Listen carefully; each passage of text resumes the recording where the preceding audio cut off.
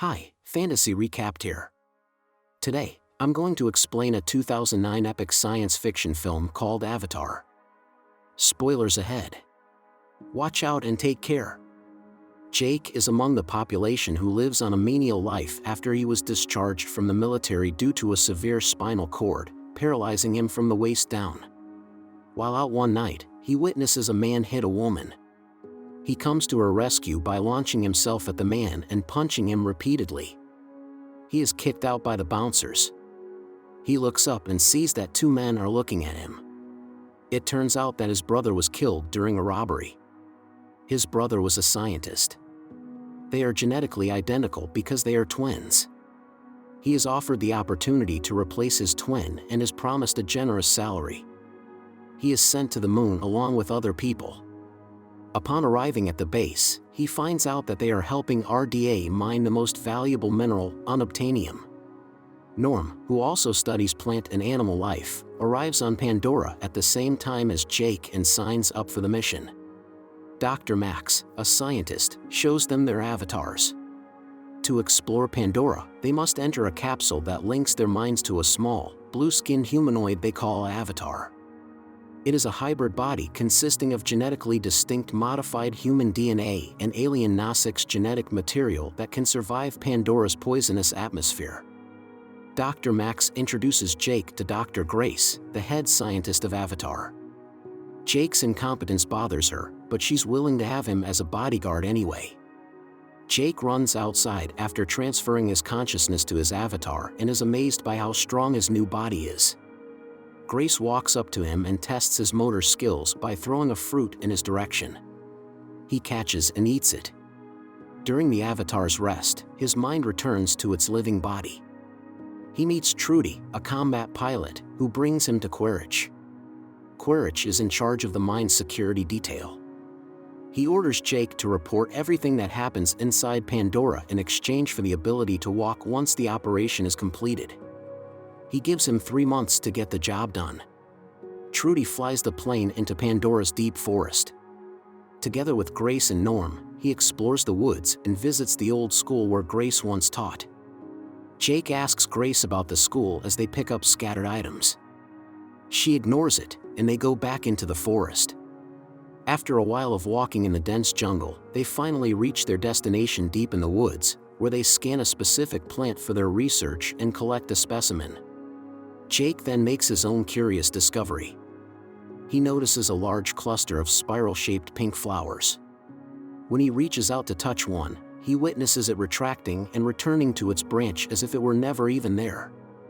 Thrilled by what he has found, he touches every single plant. What this reveals is a roaring, dinosaur-looking rhino. Grace and Norm go to Jake's location. Jake aims his gun at the animal, and Grace warns him not to fire because the creature is protective of its territory. She tells him to stand his ground, which he did. The animal runs in his direction but doesn't attack him. After spotting the massive black wolf-like creature at Jake's back, it runs away. The black animal roars and attacks him as he runs into the forest. The animal catches him and grabs his bag in its mouth. Jake takes his bag off and starts running for his life. When he gets to the edge of the cliff, he decides to save himself by jumping into the waterfall. He escapes unharmed. He sharpens the end of the branch he found with his knife. He puts the other end of the branch in some tree fluid and uses his match to light it. A female Nasik spots him and aims an arrow at him, but a white-winged creature stops her. Several wild black animals surround Jake and attack him. So, he fights back.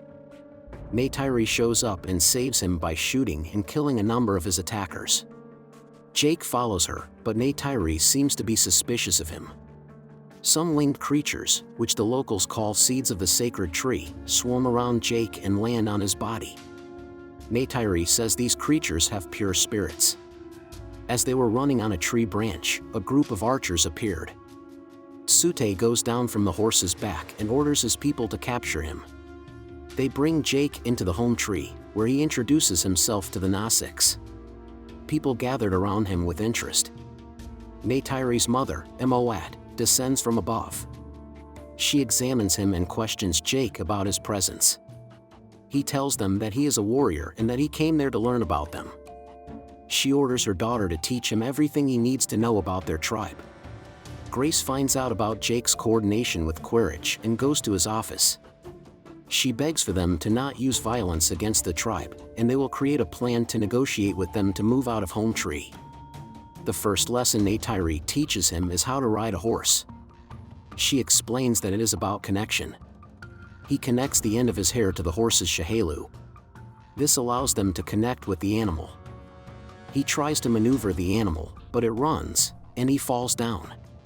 Tsute appears riding with his horse and mocks him, which made Neytiri and Jake laugh. Grace transfers the operation to an outpost just outside Pandora. They are astounded by Pandora's floating mountains as they pass through it. Jake, on the other hand, starts to see Neytiri every day. They venture into the woods in search of a deeper understanding of nature. She educates him in the arts of the hunt, the battlefield, and the bow. They run into the dark forest, where only the light from the flowers and the path as they step into it guide them. They run further into the forest, hopping from tree to tree. Every time he goes back to his human body, he records his report on a video camera. Neytiri showed him her Ikran, a dragon that has chosen her as its rider. She flies it around the home tree as he watches her, amazed. She says that he needs to find his own dragon once he is ready. Every day, Neytiri continually teaches Jake the language and everything in between. Once he goes back to his body, Norm also helps him memorize the language. He commits mistakes as he learns, which makes Neytiri think he is stupid. Charmingly stupid. After Jake's successful first hunt, Neytiri tells him he is ready to find his own Ikran. Together with Tsute and a few others, they go on their journey to the floating mountains. They climb up using the interconnected hanging branches. After a while of jumping and climbing from branch to branch, they reach the place where the dragons are. They challenge Jake to go first. Neytiri tells him that he will know that the Ikran chooses him if it tries to kill him. As he approaches the Ikrans sitting and resting, a few of them fly away while the others back off. He approaches an Ikran that is facing the other direction, and it fights back. Struggling to attach his hair to the shahelu, he swings the rope in his hand and wraps it around the Ikran's mouth. The Ikran continues to struggle, and he almost falls off the mountain. He manages to go back and restrain the Ikran by wrapping his legs around its neck and connecting the shahelu. Once they are linked, the Ikran relaxes. He rides it as they fly, and it still struggles. He correctly holds the shahelu, which calms his Ikran. Neytiri joins him as they fly around Pandora. Soon, others join them. Jake feels that he's never felt this way before, and that's when he knew he was born for this. They fly over the Tree of Souls, the most sacred place in the tribe. As they continued to fly, they came across a large bird flying above them. Soon, it starts following them, trying to kill them. They manage to escape unharmed. Neytiri tells him that the bird they saw is called Toruk, the Last Shadow. She tells him that her grandfather once rode one, and it has been a while since they have seen someone ride one. It is known that the Toruk have saved the tribe from great sorrow. As they continue to spend each day together, their relationship grows stronger, and they fall in love. He realizes that 3 months have passed and that time is running out. He tells Quaritch that he needs to finish the ceremony for him to be declared one of their tribe. By then, he should be able to negotiate their relocation. Atukin, Neytiri's father, blesses him and declares him part of the tribe. That night, Neytiri brings him to the Tree of Voices. She connects the end of her hair to a string hanging from a tree while telling him that it is a way for them to hear the voices of their ancestors. She tells him that he is now part of the Omaticaya tribe. He and Neytiri chose each other as mates.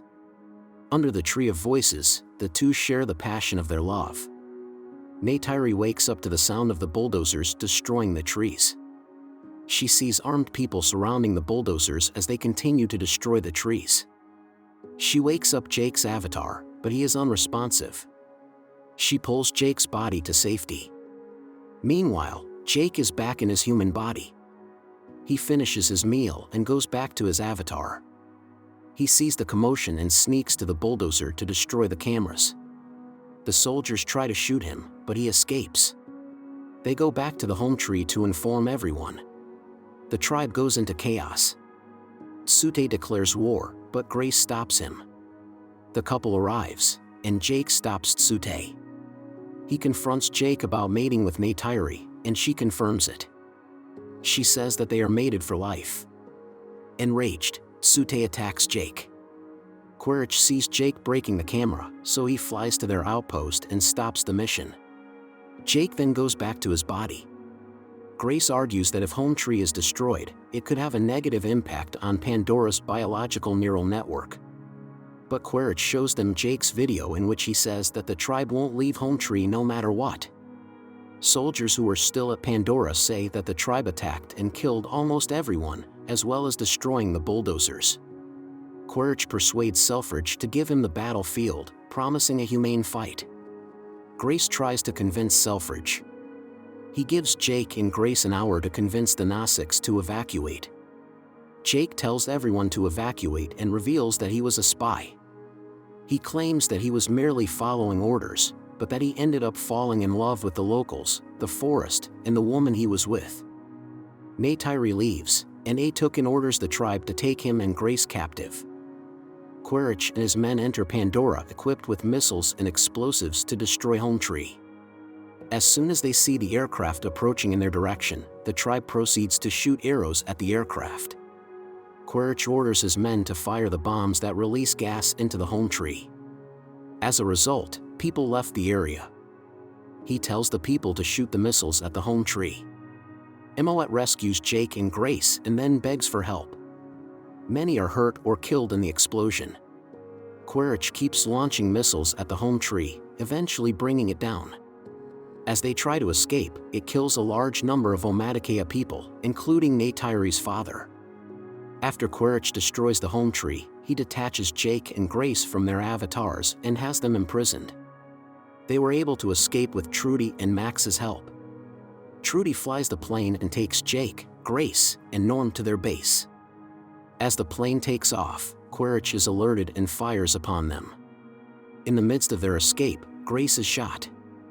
They relocate the outpost to a more remote area of the forest. Jake binds up Grace's wound. Jake goes back to his avatar. He searches for his Ikran and flies to the mountain's peak in the air. He earns the Nausicaa's trust back when he rides Toruk to the Tree of Souls. Everyone is surprised as they see him walking towards Neytiri.